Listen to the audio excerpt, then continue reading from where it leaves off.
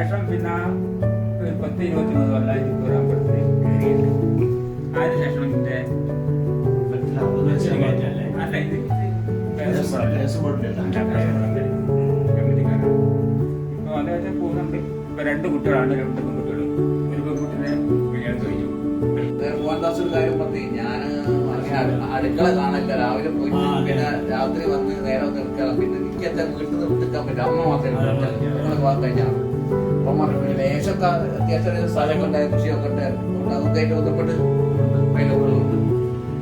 അതുകൊണ്ട് തന്നെ 8 വർഷത്തിന് ശേഷം അപ്പോഴേക്കും എനിക്ക് വയനാട് PSC കിട്ടിയിരുന്നു. പക്ഷെ അതും വയനാട്ടിലായതുകൊണ്ട് വീട്ടിൽ നിന്ന് വിട്ടുപോകാൻ പറ്റാത്തതുകൊണ്ട് പോയില്ല. പിന്നെ നിങ്ങൾ പറഞ്ഞ കമ്പിന്റെ പരിശീലനം അത് ഞാൻ 96 വരെ കഴിഞ്ഞു. ഞാൻ സ്കൂൾ പഠിക്കുന്ന സമയത്ത് സ്കൗട്ടായിരുന്നു.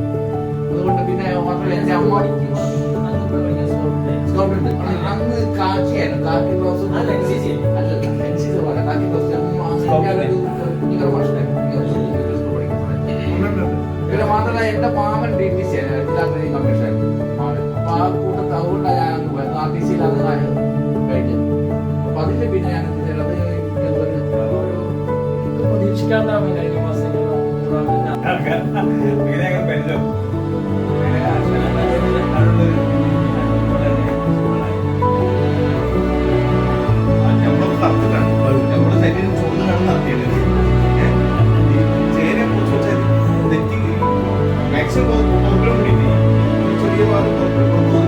ആ ഭാഗം തന്നെ തടിച്ചു വന്ന് അവർക്കൊരു എന്തൊരു ദുരിതമായിരുന്നു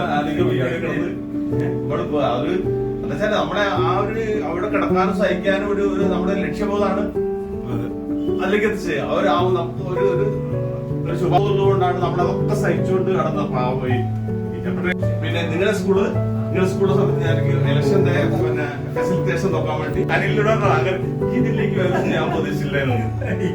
എല്ലാവരും വന്നു. അപ്പൊ ഈ കൂട്ടം കണ്ടു 4 പെണ്ണുങ്ങളില്ലാത്ത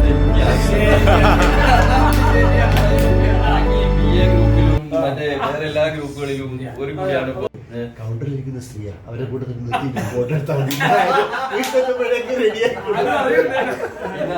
വേറെ സംഭവം എന്താ പറഞ്ഞാല് ഇതൊരു അപ്രതീക്ഷിതമായ കാര്യമാണ്. 10-35 കൊല്ലത്തിലധികം തോന്നുന്നു. ഹരിന്റെ ഒരു വിളിയുമെന്നാണ് ഇത് ത്രെഡ് വരുന്നത് അല്ലെ.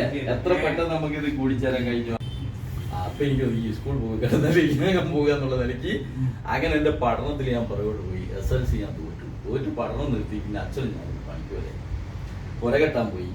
പുരകെട്ടാനൊക്കെ പരിശീലനം പറഞ്ഞാൽ പോലീസ് ട്രെയിനിനെക്കാളും അവനിപ്പോ ഇവിടെ ഇല്ല. അങ്ങനെ അവിടെ എത്തി കുറച്ചു കാലം ആ കോളേജിൽ പോയി ക്ലാസ്സെല്ലാം കേട്ടു. പിന്നെ അവിടെ ക്ലാസ് അപ്പൊ എനിക്ക്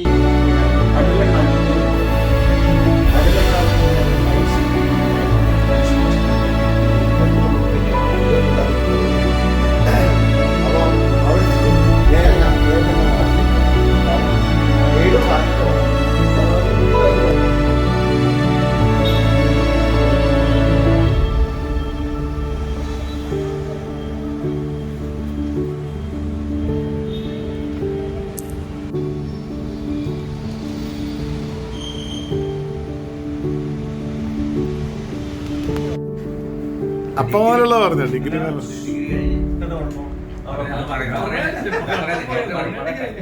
ഡിഗ്രി കഴിഞ്ഞ് സത്യം എന്താ ചെയ്യേണ്ടതെന്ന് അറിയാത്തൊരവസ്ഥയിലും ഒരു സൂചന വന്ന് അതിൻ്റെ ഷാറാണ് കൊടുത്തു. അത് കൊടുത്ത് ആടെ ഇങ്ങനെ പോയി അവിടുന്ന് പരീക്ഷ എഴുതാൻ പറ്റാതെ ഇവിടുത്തെ പിന്നെ അത് എന്താ ചെയ്യണ 2 വർഷം നിന്നു. അങ്ങനെ ഇരിക്കുമ്പോഴാണ് ബാംഗ്ലൂർ BEd ഉണ്ടെന്ന് കേട്ടത്. അവിടെ പറഞ്ഞതുപോലെ തന്നെ പോയി നോക്കാൻ അയച്ചു. ഞാനൊരു ഷാജി ഉണ്ടായിരുന്നു, ചേനാത്ത ഷാജി, എങ്ങാനും വെച്ചല്ലേ അയാളെ ഒരു ഏട്ടനമ്മ